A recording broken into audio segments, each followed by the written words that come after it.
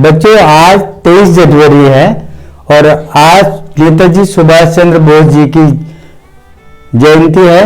इस उपलक्ष्य में हम आपको उनसे संबंधित कुछ अच्छी अच्छी बातों को बताएंगे कि यही जो सुभाष चंद्र बोस जी थे, जिनकी वजह से हमें आज़ादी मिली और जो हमारे उन जो लाखों करोड़ भारतीयों की वजह से जिन्होंने भारत की मातृभूमि को आज़ाद कराने के लिए अपने प्राणों को न्यौछावर किया। कई भारतीयों ने जिंदगी भर जो हमारी जो जिसे हम काला पानी कहते हैं, जिसे अंडमान निकोबार द्वीप समूह में जो है हमारे जेल, तो वहाँ पर उन्होंने जिंदगी भर रहे और बुरी तरह से उनको वहाँ मारा पीटा जाता था, जिनकी बदौलत हमें आज़ादी मिली। और सुभाष चंद्र बोस की वो सेना कि जिसमें लगभग कई हजार लोग भारत की आज़ादी के लिए लड़ाई में मारे गए, तो उनके बारे में हम बताएंगे। भारत में स्वतंत्रता संग्राम के महानायक और जय हिंद का नारा देने वाले नेताजी सुभाष चंद्र बोस जी का जन्म 23 जनवरी 1997 को कटक में हुआ था। उनके जन्म दिवस को नेताजी सुभाष चंद्र बोस जयंती के रूप में मनाकर हम उन्हें श्रद्धांजलि देते हैं। अभी तक गणतंत्र दिवस समारोह का आयोजन 24 जनवरी से शुरू होता था, लेकिन इस साल 2022 से गणतंत्र दिवस समारोह की शुरुआत नेताजी को श्रद्धांजलि देते हुए सुभाष चंद्र बोस जी का जन्मदिन 23 जनवरी से मनाया जाएगा। युवाओं के लिए खास तौर पर प्रेरणादायक ही है। सुभाष चंद्र बोस जी स्वामी विवेकानंद जी को अपने आध्यात्मिक गुरु मानते थे।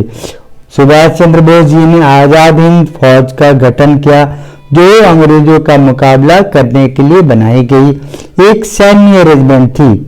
बोस ने आजाद हिंद फौज के साथ एक महिला बटालियन का भी गठन किया, जिसमें उन्होंने रानी झांसी रेजिमेंट का गठन किया। आप सभी पेरेंट्स से निवेदन है कि आप खुद और अपने बच्चों को सुभाष चंद्र बोस जी की सेना, जिसे हम आज़ाद हिंद फौज कहते हैं, उस पर बनी film the forgotten army movie series को जरूर देखें और दिखाएं, जिसका लिंक हमने डिस्क्रिप्शन बॉक्स में दे रखा है। सुभाष चंद्र बोस जी कहते थे कि अगर आपके मुंह पे कोई थप्पड़ मारे तो आप उसके को जोरदार घुसा मारे, कि जिससे कि वह अगली बार हिम्मत ना कर सके। जबकि हमारे गांधी जी कहते थे, अगर आपके गाल पे कोई थप्पड़ मारे तो दूसरा गाल पे भी। अरे भाई, गाल पे थप्पड़ खाने से कभी हमारे देश को आज़ादी नहीं मिली, ना ही इसलिए मिली कि लोगों ने कहा कि गाना बनवा दे दी हमें आज़ादी, बिना खड़क बिना ढाल। गांधी जी ने आपने कर दिया कमाल। अरे भाई, गांधी जी के चरखे से और लोगों को पिटवाने से आज़ादी नहीं मिली। गांधी जी ने कितने लटकाए गांधी जी ने। अरे आज़ादी मिली है सुभाष चंद्र बोस की सेना की वजह से।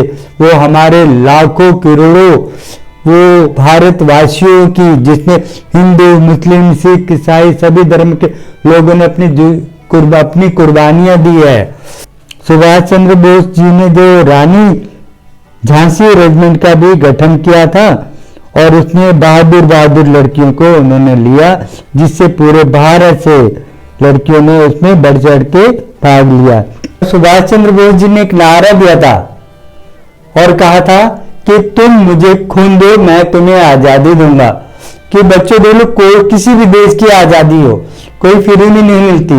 आज़ादी अगर पाना है तो चरखे से नहीं मिली, आज़ादी मिली है लोगों के बलिदान से। नेताजी ने लाखों लोगों को आज़ादी के संघर्ष में शामिल होने के लिए प्रेरित किया। उन्होंने मैट्रिक परीक्षा में दूसरा और भारतीय सिविल सेवा में ICS परीक्षा में चौथा स्थान हासिल करा।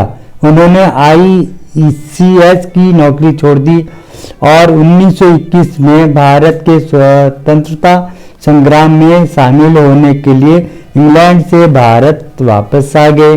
नेताजी ने कहा कि स्वतंत्रता पाने के लिए अंग्रेजों के खिलाफ युद्ध छेड़ना बहुत जरूरी है।